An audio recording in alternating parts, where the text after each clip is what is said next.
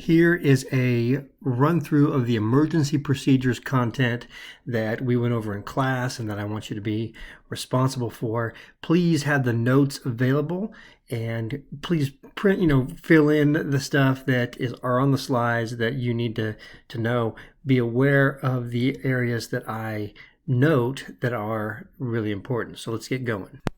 So the first thing I want to talk about when we talk about emergencies is having a plan. So expecting emergencies to happen and having a plan for them. The Titanic didn't have a good plan. So making sure that we go through the plan, review the plan, and getting all aspects of an emergency, because we know emergencies are going to happen. They don't happen very often, but when they do, we need to be ready for them. And so there's a number of things that we talked about in class on the emergency plan system. You guys have this slide in your notes, but ultimately, and really, there's not specific things on the emergency plan that I'm going to ask you, other than coming up with just some general things that should be in an emergency plan, right? And so you can see if something happens here on a baseball field, how are we going to get this guy on here? Who's going to call? There's a lot of different things on emergency plan. When we talk about our recent NFL injury with the sudden cardiac arrest on the middle of the field.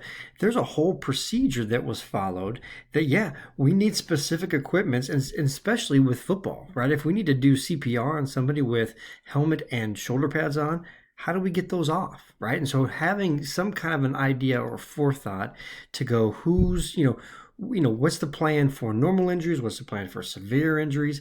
We definitely gotta practice.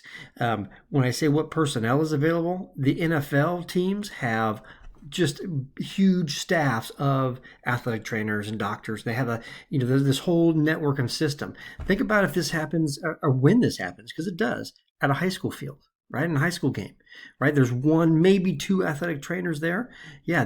So understanding what the plan is, and that's all really I just want to kind of get an idea to get you thinking about if you're in a situation where you need to think about emergencies, just going through and kind of figuring out what are we going to do if something goes wrong.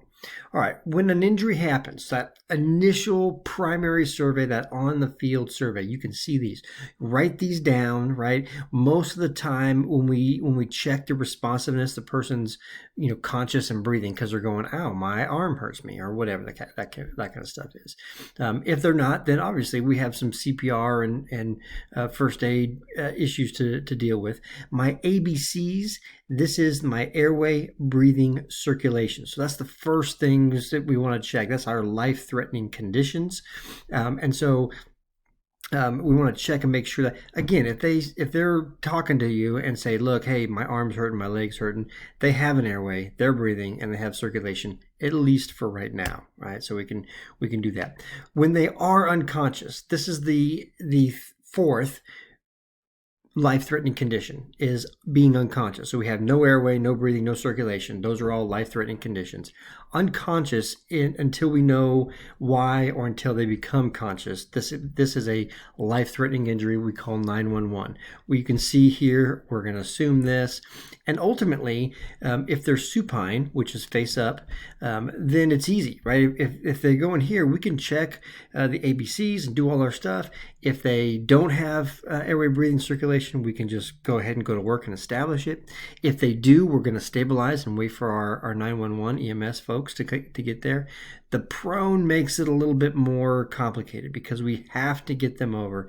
Now, if this person right here, if we've called 911 because they're unconscious, if we can establish that there's an airway, there's breathing, have some circulation, I got a pulse, I'm going to stabilize them in this position. I'm not going to start moving them around because of this little nugget right here.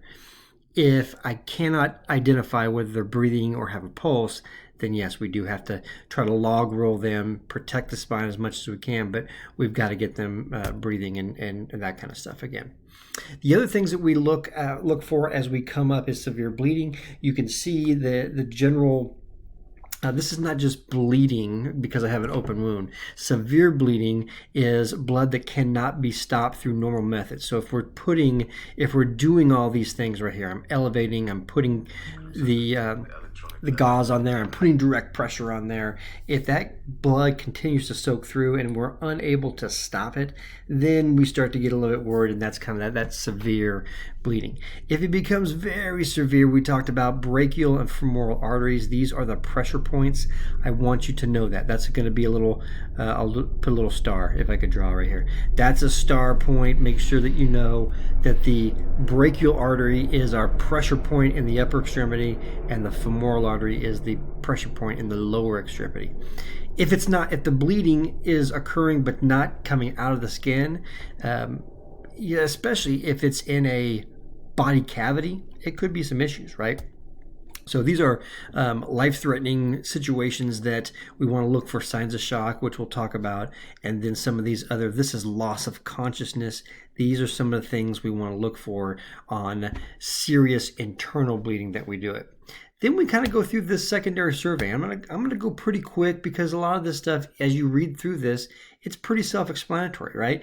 We're looking for abnormal pulses, abnormal respirations, basically abnormal findings when we do this kind of stuff. We're just noting if somebody has a racing heartbeat and they've been resting for 20 minutes, that's weird, right? So here's the weak rapid. That's the only really kind of type of pulse I want you to note that it could indicate shock. Same thing with respirations. Know the normals, right? And have a good idea of the normal, and then what we're looking for on the abnormal stuff. The pupils are a great, identifier of if something's wrong with the central nervous system or within systemically the body. You do need to know this. I'm going to tell you what this little abbreviation, or this acronym stands for. You will need to know this.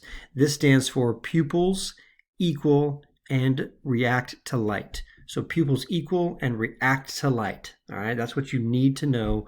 This is where when we check our pearl, pupils equal and react to light. If you need to stop it and write it down, please do as I keep going. So we're going to shine that light, and does the pupil constrict, or does it stay wide open? If it's wide open, man, something's wrong. There's a number of things. We're worried about shock and head injury.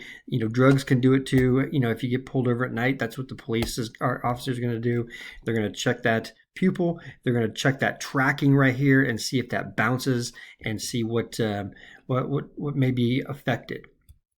All right, as we go through the rest of the secondary survey, there's other things. Again, we're just looking for abnormal stuff, right? And so we can, if somebody has a super high temperature and it's cool and they haven't been doing anything, that's weird, right? That's why we go, hey, you might be sick. As we start to get over that 104, that becomes very dangerous and we start to worry. You can look at skin color as well, either, or lack of skin color, the blue, that kind of stuff. Blood pressure is another one. You do need to know the difference between the systolic, or the top number, and the diastolic, the lower number. So you need to know those two, right? So systolic is when the heart's beating. Diastolic is the pressure when it's not beating. This is kind of a fun, I explained this in class a little bit. I'm not going to do that here, but it kind of gives you an idea of how the normal blood pressure cuff works. Ultimately, what you need to know is, yes, when the heart is beating, usually right around that 120 is fine. As it gets consistently over 130, that starts to be high blood pressure. Not dangerous, but that kind of stuff. And the diastolic, we want that to be right around that 80, as it gets closer to that 90 realm.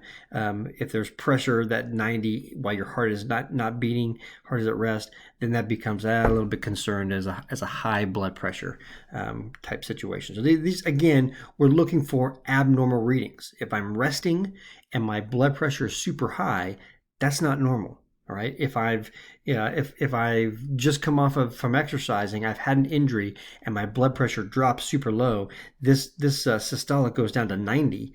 Something's not right. So we're looking for the odd stuff that we have. Then when we get into the kinds of injuries, our athletic injuries, this is kind of what we look for here: numbness, tingling. When you can't do stuff, referred pain away from the injury site. I got hit in my stomach, but my shoulder hurts. That's weird, right? That's not normal stuff. So we need to be concerned. And these are all when we have shooting pain. Systemic symptoms are more like shock type injuries. So shock type symptoms. So those are the kind of things that we go when we see these and they don't go away right away. Then we're going, man, we need to go on to either EMS or some kind of medical care. We need to refer that person and get them going. All right, now we get to the shock side. As I explained in class, shock has a number of different causes, but the main kind of definition of what shock is that your body is not able to deliver oxygen to everywhere that it to its parts. So basically, somehow there's an inability to deliver oxygen-rich blood to all the parts. And so without oxygen, right, the body, whatever part's deprived of oxygen, is not going to do well for very long, right? So I do want you to write down these signs and symptoms. I'm going to click all these up there so you can see it. There's that weak rapid pulse that came back.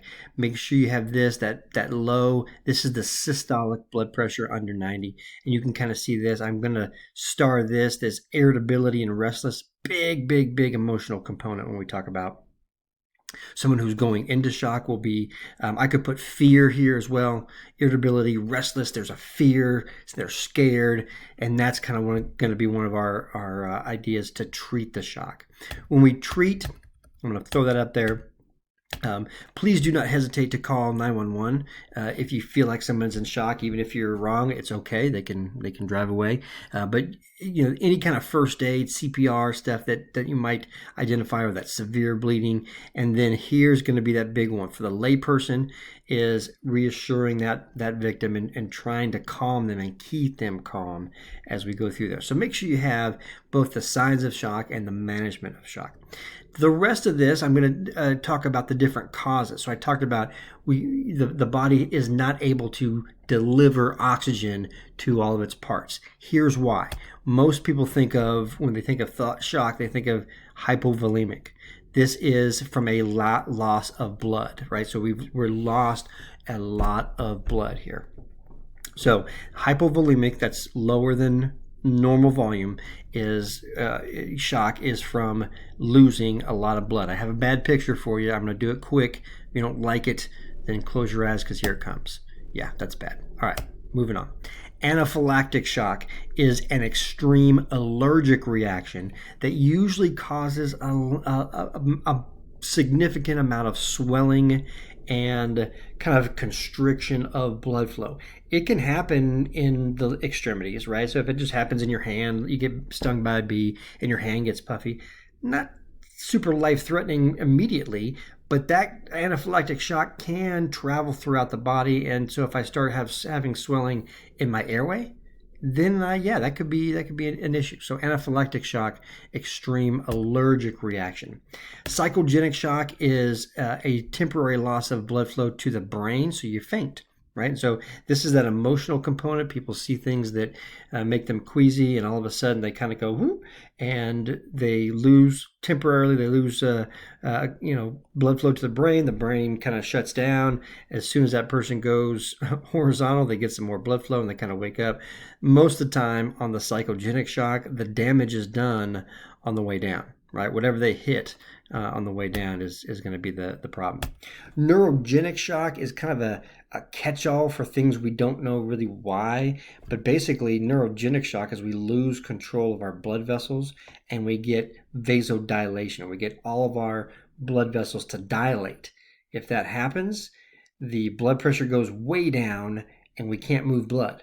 And if you can't move blood that has oxygen, you don't get oxygen, right? So it's pretty straightforward there. So neurogenic is another form of that shock. And the final one that I talk about is respiratory shock, because respiratory is oxygen. So if something is preventing either oxygen coming in, like some asthma or some other kind of issue or swelling in there, or if it's preventing that exchange here in these little bronchioles and the alveoli and all those kind of little structures in there, if we can't go back and forth with the oxygen and carbon dioxide, then oxygen doesn't get in the blood, and it doesn't matter how much blood we have or how great our heart rate is if we don't have oxygen to deliver. So there it is, a quick run through, some fun pictures about EMS, needing EMS, right? So there it is. So hopefully you got those down and wrote those notes. If you have questions, let me know.